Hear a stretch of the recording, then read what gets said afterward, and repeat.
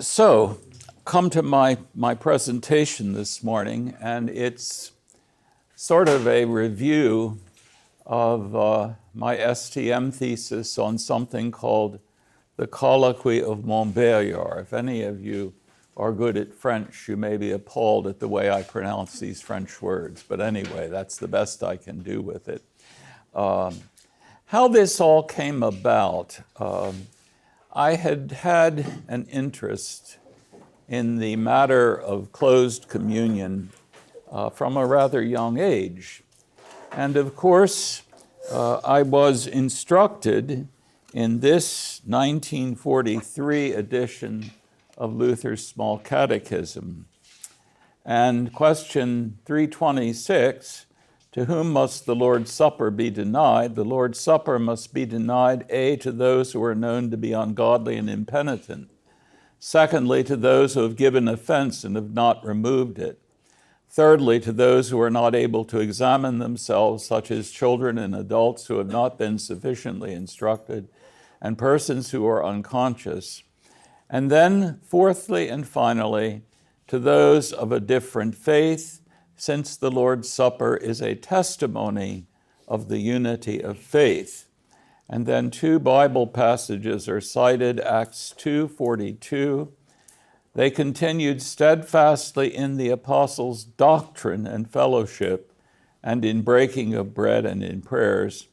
And then the famous Romans 16:17 verse, I beseech you, brethren, mark them which cause divisions and offenses contrary to the doctrine which ye have learned, and avoid them. So I learned this as an 11, 12, 13-year-old in confirmation class.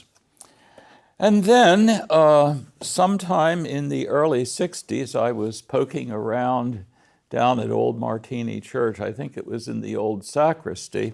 And I found this little booklet on the shelf there. And what this is the report of the proceedings of the 52nd Convention of the Eastern District of the Evangelical Lutheran Synod of Missouri, Ohio, and other states at Baltimore, Maryland, June 24th, June 30th, lasted 6 days, 1925.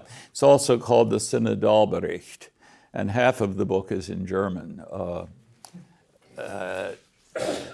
At this convention, there was not just one substantial doctrinal essay. There was one in English and there was one in German. The German doctrinal essay was on the doctrine of the deity of our Lord. And the English essay was entitled, and I quote, Safeguarding the Lord's Table. Safeguarding the Lord's Table. And the essayist was the Reverend D.H. Steffens, who from 1900 to 1918 had been pastor of Martini Church in Baltimore. And as his successor said in Pastor Steffens' obituary in the Lutheran Witness in 1944, says here, Pastor Steffens was active in preparing the Sunday school hymnal and in the arrangement of our synod's first English liturgy. He was an authority on church architecture, liturgics, altar vestments, and paraments. His literary productions included a life of Dr. C.F.W. Walther, sermonic contributions to the Christian Herald and sermon books, articles for the Country Gentleman, and contributions on art to the Baltimore papers. When he was lying in state at Martini, Pastor Engelbert mentions, there came his friends of your literary friends like Henry L. Mencken, artist friends like Wally Dietrich, friends in civic activities like the former Mayor Howard Jackson. He was, in my judgment, he was a remarkable man. And when I was a little boy growing up at Martini, Pastor Steffens' memory was held in, I think it can be said, something like veneration. My mother had not grown up at Martini, and she found it a bit over the top. And sometimes she said, you know, it sounds like he was God come down to earth. But a wonderful man. This is his biography of Dr. Walther. And it was published not by Concordia Publishing House, but by the Lutheran Publication Society in Philadelphia in 1917. And it is an interesting study of Walther's life. You can still find copies of this online. Well, anyway, I found this essay of Pastor Steffens, and it's about 24 closely printed pages long. And he looks at the question of closed communion in the light of Holy Scripture, in the light of the practice of the ancient church, in the light of the Lutheran confessions. He also looks at what Dr. Walther had to say about the whole thing. And this made a tremendous impression on me at that time, probably right about the time I entered seminary. So I was very interested in this question of admission to the Holy Communion. So I decided in my senior year in the seminary to stay on for a year of graduate study, in part because my vicarage had not been an entirely happy experience. And some of my closer friends here this morning know the story of that, but I won't go into it now. But I decided to hang around for another year. And of course, STM, one of the jokes that went around among the students is that people who stayed for their STM, the degree they were really getting was scared of the ministry.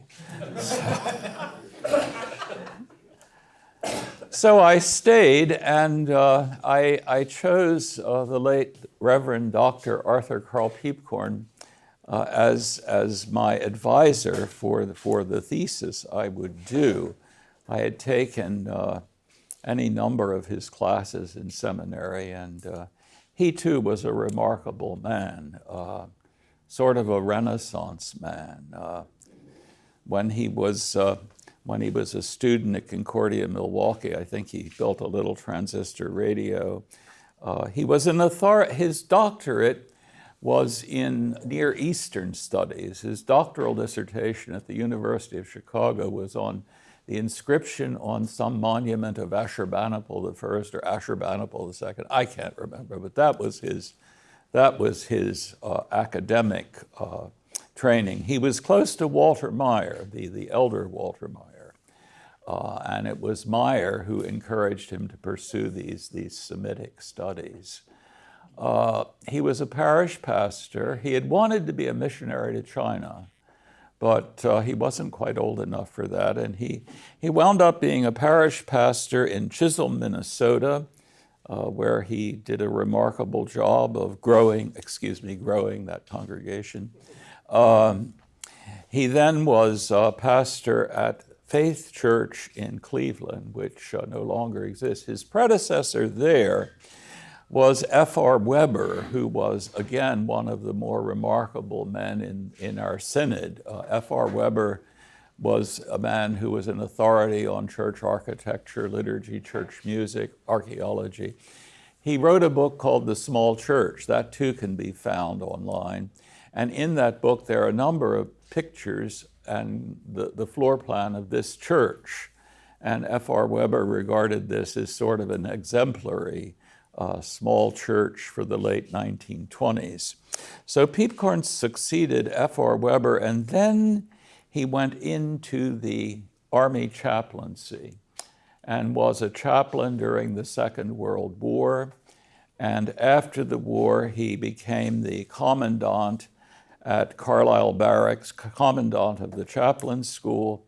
And from there, in due course, he was called to be professor at St. Louis. So the time came for me to figure out what I was going to do for my STM thesis. So I went to Dr. Piepkorn and I said to him, I'm interested in finding out how the Lutherans at the time of the Formula of Concord saw the whole issue of altar fellowship. And without missing a beat, he said, well, Mr. McClean, what you must do is study the Colloquy of Montbeliard. And of course, I had no idea in the world what the Colloquy of Montbeliard was. I did not know that there was such a place as Montbeliard. But anyway, he said that was the thing to do, and that's how I happened to do for my STM thesis a study of this colloquy. Oh, one thing I neglected to mention, that in 1966, Concordia Publishing House brought out an English translation of Werner Ehlert's book, Eucharist and Church Fellowship in the First 4 Centuries. The translation is done by Dr. Norman Nagel. Again, I think one of the great men of our synod. Do keep him in your prayers, because he had a stroke some years ago and seems to be losing ground. He's in his 90s. But Dr. Nagel did this translation of Ehlert. Are you familiar with this book at all? It's really, I would say, it's a magisterial study of the topic he addresses. And he does it with that German thoroughness, that German thoroughness, leaving no stone unturned. It's really a remarkable book, and it has a very fine excursus on the meaning of the phrase Sanctorum Communio in the Creed. So this too I had read. So I had read something about how the ancient church understood this whole matter. So then I went to study the Colloquy of Montbeliard, and I completed my work in the summer of 1973. I went through and passed the oral examination on my thesis on December the 10th, 1973. And Dr. Peepcorn died 3 days later, which was quite a shock. He was only 66 years old. Since that time, a monograph has come out, The Colloquy of Montbeliard, Religion and Politics in the 16th Century. And this is by Jill Raitt, who I believe is a Roman Catholic. At the time I was doing my STM work, she had already published a book on the Eucharistic theology of Theodore Beza. This is a much more, it's far more complete than anything I did, and it gives a lot more about the historical context of the colloquy than I was able to do. Thanks to Matthew Carver, who is with us again this year, I've learned that Concordia Publishing House has now published a translation of the Colloquy of Montbeliard. The book is called Lutheranism versus Calvinism, the Classic Debate at the Colloquy of Montbeliard, 1586. So if you're interested in more stuff about the Colloquy of Montbeliard, that I looked online last night and found the reference there. So it costs $44, I think. So on to the Colloquy of Montbeliard.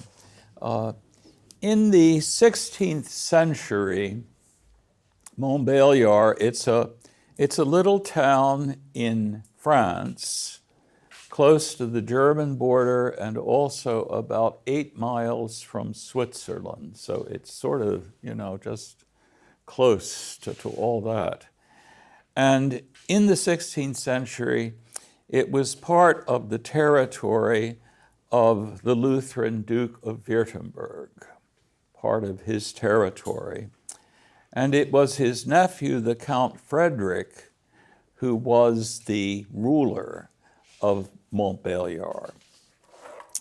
What happened was that because of the persecution of Protestants in France, in 1585, in July, and then later that fall, there was this thing called the Edict of Nemours, Nemours.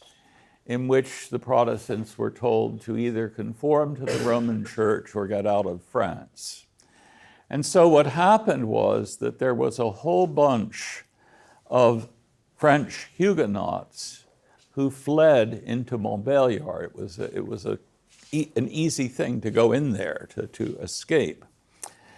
So they came there, and then the problem that arose was, should these French Huguenot refugees be admitted to the Holy Communion? Should they be admitted to communion? And the Lutheran clergy there was some perplexity. They didn't quite know how to handle this. And there was a lot of discussion. And so then what finally happened is that Count Frederick arranged for a colloquy between Lutherans and Calvinists.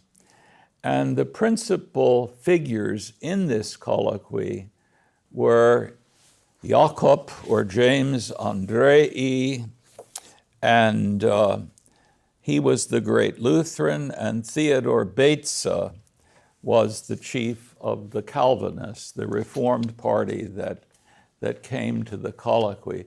Just to give you a general idea of their place in history, Beza's dates are 1519 to 1605, 1519 to 1605. And Jacob Andrei, his dates are 1528 to 1519. And of course, being the good confessional Lutherans we all are here this morning, we all know that Jacob Andrei is one of the great formulators of the formula of concord. He was a remarkable theologian in many ways. If you ask about the personalities of the two principal colloquents, I guess, I don't know what you call them, talkers of the colloquy, Beza is the more attractive figure. Andrei, let me just read to you a summary of Andrei, which Dr. Peepcorn wrote in connection with the, I believe it was one of the anniversaries of the Augsburg Confession and the formula.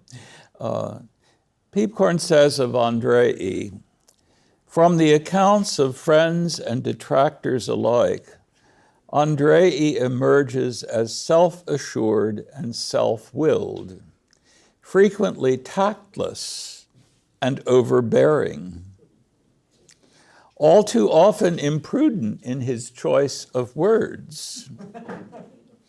I find this somewhat amusing. I hear echoes. At the same time, he was deeply pious, conscious of his own faults, endlessly diligent and industrious, a powerful preacher, an eminently practical theologian, and a tenaciously and honestly devoted proponent of Lutheran unity. His more than 200 books and brochures are, for the most part, polemic, irenic, or practical. The theology which underlies them is loyally Lutheran and deliberately avoids novelty and originality. So we have Beza and Andrei and several others. With Andrei came Luke Osiander, who with Andrei had been involved some years before in a correspondence with the Patriarch of Constantinople. That's another interesting incident in Lutheran history, and there are publications in which you can find the account of that Lutheran Orthodox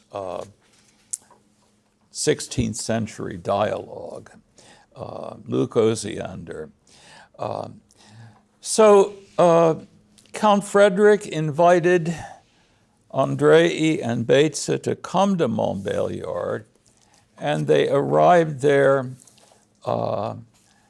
toward the end of March in 1586. And then from March 21st through March the 29th, the colloquy was held. The topics that were discussed were the sacrament of the altar, the person of Christ, baptism, church ceremonies, and predestination. The acts of the colloquy were published subsequently, and the way that all came about is that after the colloquy was over, the Lutherans and the Reformed, they went home, and both parties proclaimed that they had an astonishing victory in Montbeliard. They had completely vanquished the other side. And the Lutherans published both in Latin and in German the acts of the colloquy. What happened among the French is that they sent out, someone did, a letter, and the letter was over the signature of someone with a pseudonym. The pseudonym is Eusebius Scheinbergius, and I spent many hours trying to find out who on earth this person was. And I didn't succeed. I could not find it. And I guess I was comforted somewhat when I read this book by Jill Raitt. She was not able to uncover who the author was either. So it still remains, unless there has been some recent finding. The best guess is that hiding behind the name Eusebius Scheinbergius is Theodor Beza, that it was in fact Beza who wrote this letter. And it stirred up a hornet's nest, was what led to the publication of the Acts of the Colloquy by the Lutherans. So for these, 8 days, the colloquy went on. Both the Reformed and the Lutheran theologians, they submitted sets of theses on the controverted points. These I managed to translate in connection with my work here. They exchanged these theses of what their positions were. But the fact of the matter was that by the end of the colloquy, it was very clear that, at least from the Lutheran point of view, they had not, the French, the Reformed, had not been able to defend their position here. So toward the end of the colloquy, really actually when it was over, Beza said to Andrei that he wanted to extend to him the right hand of brotherhood. Andrei refused to do that. He said that because Beza had spoken so many false teachings, heresies indeed, that he could not possibly extend to him the right hand of brotherhood, but he would be willing to extend to him the right hand of humanity. Unsurprisingly, Beza was not willing to accept that. That was not the case. So then there had to be some kind of answer to the French Huguenots. And the answer that was given was that the French Huguenots could receive Holy Communion in the Lutheran Church at Montbeliard if if they approved of the confession of the church in Montbeliard.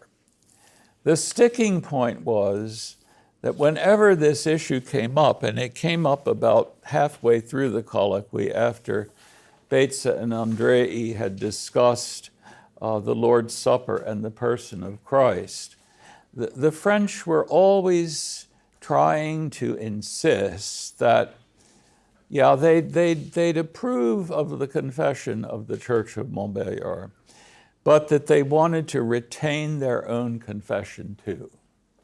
They wanted to retain their own confession too. And this was the thing that the Lutheran clergy were not prepared, nor was Count Frederick prepared to grant them. So they were told again that if they wished to receive Holy Communion and they approved of the confession of the Church of Montbeliard, then they could receive the Holy Communion. But the Lutherans would not agree to the stipulation retaining their own confession.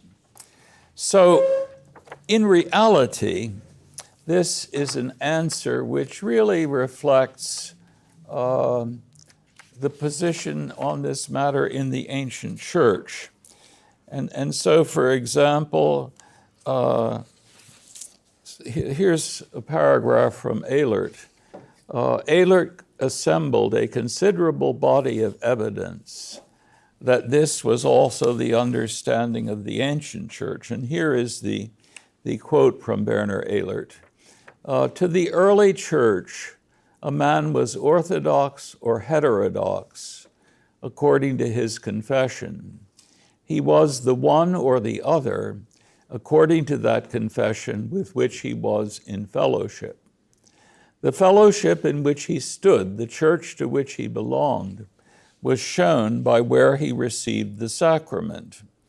By his partaking of the sacrament in a church, a Christian declares that the confession of that church is his own confession. Since one cannot at the same time hold two differing confessions, he cannot communicate in two churches of differing confessions. If anyone does this, nevertheless, according to Ehlert, that person denies his own confession or he has none at all. And really, when you read through the accounts of the Colloquy of Montbeliard and its aftermath, it's very clear that that is where the Lutherans came down on it. Now, I think what I'm going to do at this point is to open us up for questions, comments, discussion. Any questions? Yes, Father Charles. Oh, yes. So the confession of the Church of Montbeliard, was that something other than was it simply a subscription to the Book of Concord, or did they have their own version of that confession? They had the Book of Concord. I mean, Württemberg and Montbeliard being part of it, they had subscribed they subscribed the formula of Concord and the other documents. I can't remember whether they mentioned the entire Book of Concord or not, but it was essentially the unaltered Augsburg Confession. That was the confession that it was expected they believe and confess in receiving Holy Communion. Yes? Do you know if this episode and document was referenced? It's not really in our realm, but in the ELCA's discussion with other non-Lutheran churches about intercommunion? Well, it has come up ever since 1586, 87. It's been something that's come up in these Reformed Lutheran discussions. For example, at the time of the Prussian Union in 1817 and following, in the literature of the Prussian Union on both sides, there was Montbeliard was one of the things that was talked about. And one theologian, I think it was a Reformed theologian, he said that in a way, the Colloquy of Marburg in 1529 and the Colloquy of Montbeliard in 15, they're sort of bookends of the 16th century Lutheran Reformed, let us say, encounter. And the historical evidence is that the relations between the Reformed and the Lutheran churches were worse after the Colloquy of Montbeliard than they had been before. And part of the reason for that is that at this colloquy, there developed a greater awareness of the difference on the doctrine of predestination. That became, sort of was jumped out at them, at people.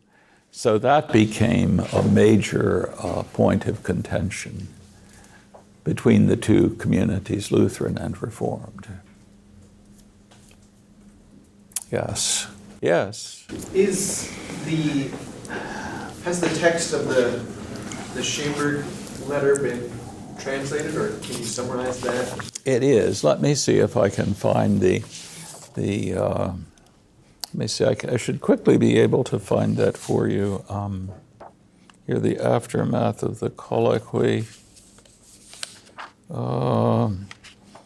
There is a pretty good chunk of the. Okay, here it is. Here's a fragment of the letter. The pseudonymous letter was dated July the 31st, 1586. I almost omitted what should especially be referred to and mentioned, that after the colloquy, the illustrious Count, meaning Frederick, was so far from being less favorably disposed to the French exiles who were at Montbeliard, that he permitted the French exiles to communicate at the Lord's Supper with the free protestation that they did not wish to depart from the confession of the French churches. This had not been done before. This was witnessed before notaries and pastors of the place. And this simply is not the case. The fact was that after the colloquy, there were several occasions when the Huguenots went to communion, but the Lutheran clergy of Montbeliard assumed that meant that they had, accepted the confession of the Lutheran Church. And each time the Lutheran clergy and Count Frederick were asked, they specifically said, you can't come to communion, words to that effect, if you still wish to continue in the confession of the French Church. And of course, as we all know, one of the problems in the Lutheran Reformed disagreement concerning the Lord's Supper is that the Reformed like to say that we agree on the presence, we just disagree on the mode of the presence. That is the French insistence, and that basically was Bates's insistence too in, in the dialogue on the Lord's Supper, that in some sense we partake spiritually of the body and blood of Christ. And the bread and wine then are, as we came up yesterday in all the discussion of St. Augustine, that the signs are, it's not as if the body and blood are communicated through the consecrated bread and wine, but that the consecrated bread and wine have a kind of a pointing function, a way of sort of, it's hard to express in words. So again, your question, I'm not sure I answered it. Summarizing the contents of that letter, Yeah. pseudonymous letter, it sounds like it was almost a piece of propaganda. Oh yes. Yeah. News. Right, fake news. Well, there you are.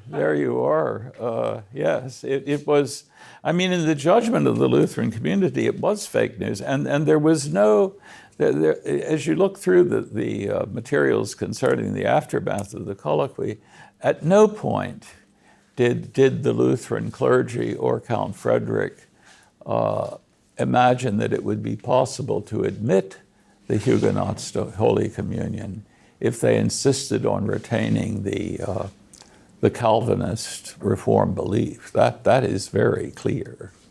There's no ifs, ands, or buts about that. Yes? Did you get a sense for how the French Huguenots were willing to justify subscribing to the Montbeliard Confession while also retaining their own, if these two are really at odds and all these different significant? Yeah. Well, of course, the Huguenots, they really only thought of the serious differences being in the doctrine of the Lord's Supper and the person of Christ, baptism, predestination. These were, they really were not so much part of their awareness of the difference in teaching. It was simply the Lord's Supper.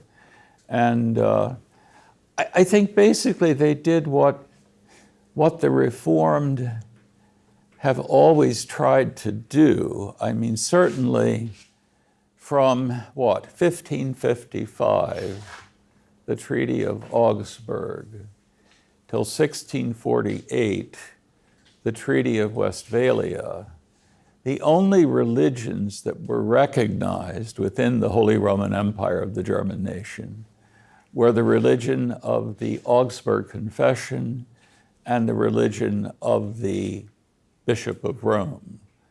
And what the Reformed tried to do, they tried to get in under the Augsburg Confession. And of course, one of the things that helped them was the 1540 Variata edition of the Augsburg Confession, which in the 10th article on the Lord's Supper says that the body and blood of Christ are offered to those who eat in the supper. Exhibere is the Latin word, that the body and blood are offered. But it doesn't have the clarity of Article 10 of the Augsburg Confession, that the body and blood of Christ are truly present, distributed, and received by all who eat in the supper, and the contrary doctrine is condemned. And the condemnation was omitted in the Variata, too. So the Reformed tried to get in under that. And I suppose, I mean, you don't want to accuse fellow Christians of being hypocrites or something. I think that's a bit harsh. But I think they were people who held this different doctrine. And they really, as you read the materials, the Reformed really don't see that there is a real difference. It's sort of like if in some sense we spiritually partake of Christ's body and blood, that's all that matters. And what that may have to do with the bread and wine is another thing altogether. But that's something that goes through Reformed theology. There's always this distance between the earthly reality and the heavenly. They don't, the finite cannot contain the infinite is the Reformed insistence. And that's true in the Lord's Supper. It's true in the doctrine of the person of Christ, which among the Reformed it tends to be Nestorianizing. Also, as came up in the colloquy, between the Holy Spirit and the water of baptism, there's sort of a difference. And I don't know, would this simply be again the inescapable influence of Neoplatonism in the church's teaching? I'm not sure. Does that help? They try. I mean, they really. The thing that's clear to me as I read through all this again is that the Reformed really didn't see a difference here. And I think that in our day, that has become, alas, also the position of many Lutherans. Pastor Coates. Yeah, so the reason that the Reformed desired to commune at the Lutheran Church is they didn't see a difference, not so much that the Lord's Supper was not a matter of confession. Right. They They didn't, They wanted to keep their own confessions. yeah. But they did not see how they were contradicted one another. Were those confessions the Heidelberg Catechism, or? I am not sure off the top of my head. Whatever would have been in Geneva or France. If we had a time machine, it would be an interesting experiment to run to reverse the like who owned the churches and who had the official permission to practice their religion from the emperor, and see if if this was really a principled statement that our disagreement doesn't matter, we agree on the important stuff, or if it was just a practical one, this is close enough, we should be able to get in under the bar. Obviously, we can't do that, but it seems like the long-standing Reformed insistence that this is an insignificant disagreement, and we agree on the essentials, was formed, for a century of time, and that also was pragmatically very useful. Yes, it was. It was. I mean, there were two churches in Montbeliard, one French and one German. They were both Lutheran. So at first they flew under the radar, then they started more of a challenge, and then that was the Prussian Union and all that, wasn't it? Well, ultimately, yes. Yeah, ultimately, that's how, I mean,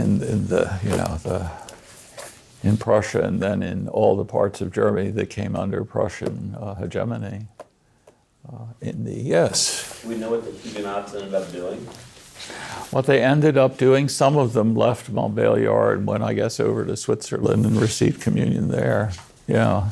Some of them left the city and went out to receive the sacrament. I think it's interesting, because you can think, I'm sure even at that time, the thought that these are, Protestants who are being persecuted, and it's such an extreme case, that you don't want to be lacking in hospitality and, extending the right hand of fellowship and supporting this poor group. Right. But that does not justify weakening The church's confession, yeah. I think in our day especially, you could certainly play up the tragic story, and it was. I mean, they were truly persecuted. And, Yes. Many were killed for their faith, and you can't deny that. But that does not change the fact, and that's very telling for us today, who are very much, we judge based on our emotions so much nowadays. We do. Not based on doctrine, but that's We not do. how the church is supposed to operate.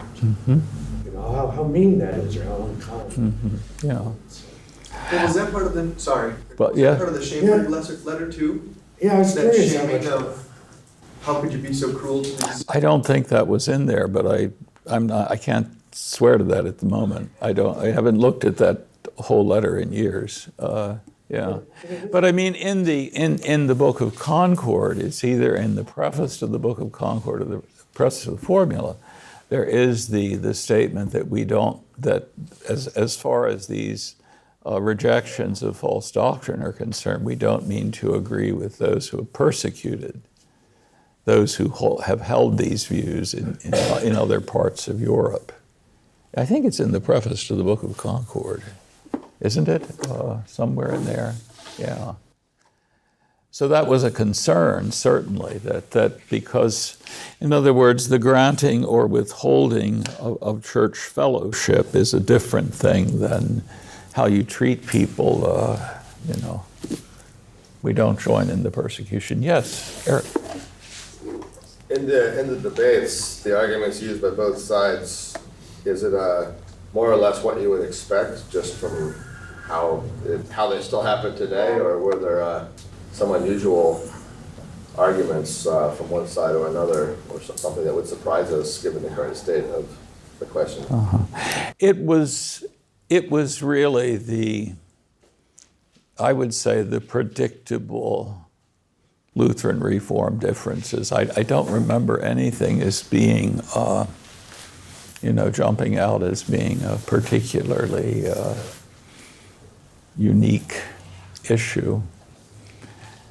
So if you want, yes, So, church fellowship, yes, is that synonymous with altar and pulpit fellowship? yes, Okay. Is based upon the confession, yes, and where you commune is what you confess. yes. How then do we get off, as we did a couple of decades ago, into levels of fellowship? What does that? Oh, my goodness. Before you either explode or Yeah, no. respond, let me just say something. If we invite newly found friends over for dinner, and we invite them into our home, and they're welcome, of course, in the dining room for dinner, they're welcome in the living room for visiting, but they're not welcome in the bedroom. Yes. Okay, is that a level of fellowship, so to speak? How do then, I mean, do we need to go back? And when I was young, I remember at Bethany Lutheran in Detroit, I think we had the sacrament once a month, perhaps. But there was a hymn played, and the pastor said, "Those who are not communing, leave. It's time for the doors." Yes. So we had people that were worshiping that were not communing, but they knew it, they understood it. Okay, we have guests in our home that would not presume to walk back to the bedroom. Right. And yet today, we have people that walk in the doors of our churches that presume intimacy with us Yeah. that doesn't exist. Yeah, and I think it strikes me that the reason for that, I mean, I would say this, when I think back to when I was like in my teens and 20s, it seemed to me at that time that Lutherans, Roman Catholics, indeed even Anglicans, perhaps Presbyterians, I mean, there was the discipline of the church that if you were not a member of that church, that you wouldn't dream of receiving Holy Communion. Close communion was understood. Let me put it that way. Close communion was understood. But I think in the past 50 years, that has changed dramatically because, you know, I mean, even in the Roman Catholic Church today, there are clergy who will invite everyone to come to communion. I mean, this happens especially like at weddings and funerals and so forth.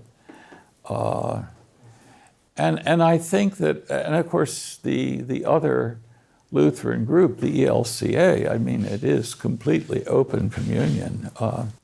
I think our people live in a world, or people, not our people, but I think people in general live in a world where the understanding of what Holy Communion is and means and what that implies in terms of admission to the altar, I think that understanding has just disappeared. Is that a fair assessment? I think so, and when, again, I'm referring to my youth, when we would go on vacation, my parents would carry a card signed by their pastor. Saying, Yeah. Chuck and Lois are members of the Lutheran. And then it was still up to the local pastor to decide to admit them or not. But at least they carried this document. I have had people that come up, oh, yes, I'm Lutheran. They can't remember the name of their church or who the pastor is. But they're Lutheran. So the pendulum has really swung. Yeah, I mean, one of the things Ehlert mentions is in the ancient church they had communion tokens. I mean, people had things they would carry with them as they traveled around to show if they were from Alexandria and went to Rome, they could show the clergy there, I'm a member in good standing of the, but that's been lost. I think too, I think another thing that makes this all difficult is that 50, 60 years ago, in most of our congregations, I think there was still the custom of announcing for Holy Communion. You know, that if you wish to, everybody, not non-members, but everyone, you would announce your intention to receive Holy Communion. And of course, that has disappeared. This was at the parsonage with the pastor. Yeah. Or in the sacristy or something. Yes. Pastor Felber mentioned people presuming to come to the altar, presuming intimacy they don't have. Yeah. Father McClean, do you think that American post-revivalism is a bit individualistic for a lot of Christians in America? You know, it's between me and Jesus. Oh, absolutely. I receive on my butt in the pew. You know, it's not about confession. It's not about fellowship. It's not even about like Christ being corporeally present in some sense. Right. It's just an individual thing, and so they have no concept that it's intimate at all. There's no sense of it being an intimate act. Do you think that may have some? Oh, I think it does, and I mean, I think it's just the cultural thing of individualism. You know, I did it my way. That cultural thing of individualism makes the whole concept of communion a culturally foreign thing. Yes. It seems like there's that pole, and then on the opposite pole, there's ecumenicism, where people are thinking in lowest common denominator terms. Yeah, we have some differences, but the important thing is, it separates us apart from the increasing secularization of our culture. The important thing is that we're both members of the body of Christ. We both believe in Jesus. Yes. You know, and so they get really impatient with what seem to them to be secondary or tertiary theological concerns that create visible breaches in the unity of Christ. Yeah. Oh, I think that's true. I think that's very true. And it just, what is it? It's,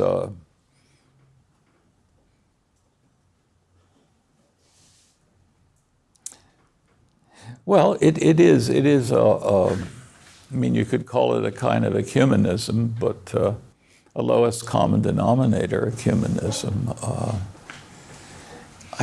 Yes, Pastor Coates. I was just thinking, you know, that comes up in sort of the rejection of the colloquy is the Leuenberg agreement. Oh, yeah. And there it's interesting, I was just looking this up because it's flipping in my mind.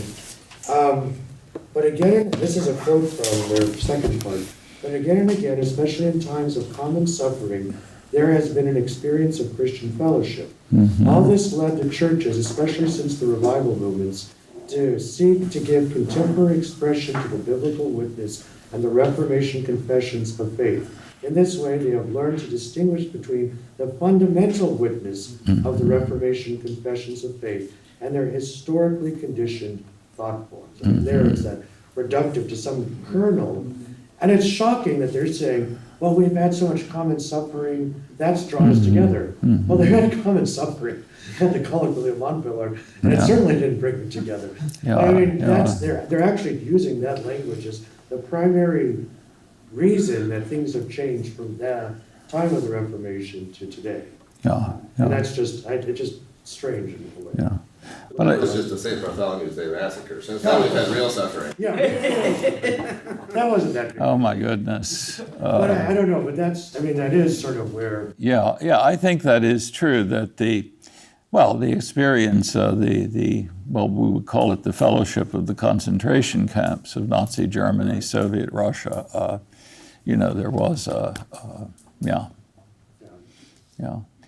It's, I think it's a challenge to present the doctrine of the church as Christ has given it to us, and to do that in such a way that it is understood to be a function of love rather than any kind of exclusiveness. Yes, Pastor Eckert. To make a liturgical comment about what you were talking about with how years ago close communion used to be just simply understood. Yeah. And we're talking about how there's a sense of intimacy regarding what the supper is. And if we're thinking of how do we, in the church today, how do we try to regain that sense of close communion being understood? I think a lot of that has to do with the changes that have taken place in our liturgical forms, our reverence and worship. Or if you consider going to Mass here at Our Savior, it would be it's much more natural to understand that something very sacred is happening up at the altar. Yeah. And a visitor wouldn't presume to go forward quite as naturally as in a service where the goal is to be as casual and open and welcoming as possible. So in those sorts of environments where we've lost reverence and worship and our liturgy, it's becoming increasingly difficult for us to maintain close communion as a doctrine when everything else we're doing, sort of disagrees with that. Oh, I think you're right about that. I think there's a great deal to be said for that. Yes. Yes. Yes. Pastor Schultheis has been trying to. Oh, Pastor Schultheis. Martin. Yes. Martin, you're way out over there. Yes. I don't want to neglect you. Okay. Do you, going along with what Pastor Felber and the sense of that's not necessarily understanding what communion is and what's going on, especially among broader Christianity. Do you get a sense that, again, broader Christianity, just the whole sense of confession, what is our, the Huguenots said, we'll take your confession, but we're holding on to our confession too. Today's Christianity, what confession? Yeah. Oh, yes. What is my confession? Yeah. But at the same time, I've noticed, and I'm prayerful that it is God working in His church. I've noticed folks who are part of what would be a confession that is not in line with Lutheranism, speaking more in line with our confession than they have, centuries ago. Reformed theologians who will even publicly speak of whether they call it the real presence or not, it is closer than what it was. My prayer is that the Holy Spirit, waking them up to realize that there is something going on. A book that just came out recently, Future Faith, published by Fortress Press. And I forget the author, he's not Lutheran, but he talks about the Christianity of the Global South, which is now a greater number than the Western Church. And even in terms of, and the role the Enlightenment plays in the Western Church, which really separates, the created bread and wine from the Lord's presence, that the Global South doesn't necessarily separate those two. And so they don't have a problem with creation being also the means through which God works. And again, this is kind of like this, you read this as not Lutheran confessional writing, but this is stuff that we say, yeah, we know that. And my prayer is that, folks jump more and more into this, and some of the other things I think Lutherans have been better holding on to through the Enlightenment period that other confessions couldn't. I think there is some truth in that, but I just wanted to follow up with what Martin said. I think we probably have all experienced this. I certainly have. In adult instruction for people who are intending to join the church and be received at the altar. When we go through the instruction and we get to the teaching of the sacrament of the altar, we talk about the real presence, and somebody who is who is a Methodist or Presbyterian or even a Baptist. Yes. And they say, well, Pastor, I've always believed that. Yes. Yes. Because I've had that pastor experience. said. That's what our pastor says at the altar. Take, eat the body. Yeah. And they don't know what their own church confession was. Yeah. I think, Martin, you've experienced that, you know. We all have. They don't even know what their own confession was. They Right. say, well, I guess I've always been Lutheran then. Yeah. Well, yeah, let's confirm that. Let's confirm it. Let's publicly confirm it then, and then come to the altar. Yes, yes. Well, it's 10 of 11, so I suppose we should get ready for church.